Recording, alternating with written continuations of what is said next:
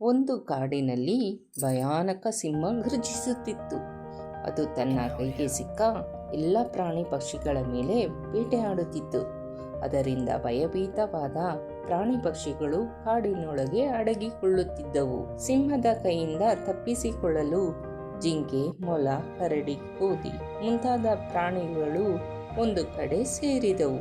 ಒಂದು ತೀರ್ಮಾನ ಮಾಡಿದವು. ಪ್ರತಿದಿನ ಒಂದೊಂದು ಪ್ರಾಣಿ ಸಿಂಹದ ಹತ್ತಿರಕ್ಕೆ ಆಹಾರವಾಗಿ ಹೋಗಬೇಕೆಂದು. ಎಲ್ಲಾ ಪ್ರಾಣಿಗಳ ಸರದಿ ಒಂದರ ನಂತರ ಒಂದು ಬರುತ್ತಿತ್ತು. ಈಗ ನಮ್ಮ ಮೊಲದ ಸರದಿ ಬಂತು. ಆದರೆ ಮೊಲ ತುಂಬಾ ಚತುರ, ಬುದ್ಧಿವಂತ. ಅವನು ಸಿಂಹದ ಬಾಯಿಗೆ ಆಹಾರವಾಗಲು ಇಷ್ಟಪಡಲಿಲ್ಲ. ನಮ್ಮ ಮೊಲ ನಿಧಾನವಾಗಿ ಸಿಂಹದ ಬಳಿಗೆ ಹೋಯಿತು. ಸಿಂಹ ಆಹಾರಕ್ಕಾಗಿ ಗರ್ಜಿಸುತ್ತಿತ್ತು. ನಮ್ಮ ಚತುರ ಮೊಲ ಸುಮ್ಮನೆ ನಿಂತಿತ್ತು. ಸಿಂಹ, ಏ ಮೊಲ, ಏಕೆ ನಿಧಾನವಾಗಿ ಬಂದೆ ಎಂದಿತ್ತು.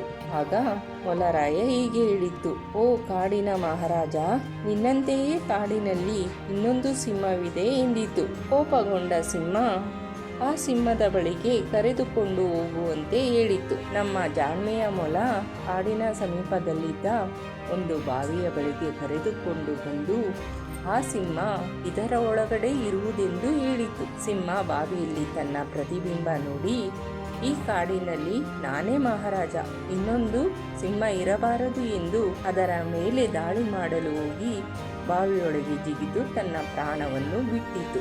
ನಮ್ಮ ಚತುರ ಮೊಲ ತನ್ನ ಬುದ್ಧಿವಂತಿಕೆಯಿಂದ ತನ್ನ ಪ್ರಾಣವನ್ನು ರಕ್ಷಿಸಿಕೊಂಡಿದ್ದಲ್ಲದೆ ಕಾಡಿನಲ್ಲಿದ್ದ ಇತರ ಪ್ರಾಣಿ ಪಕ್ಷಿಗಳ ಜೀವವನ್ನು ಉಳಿಸಿತು.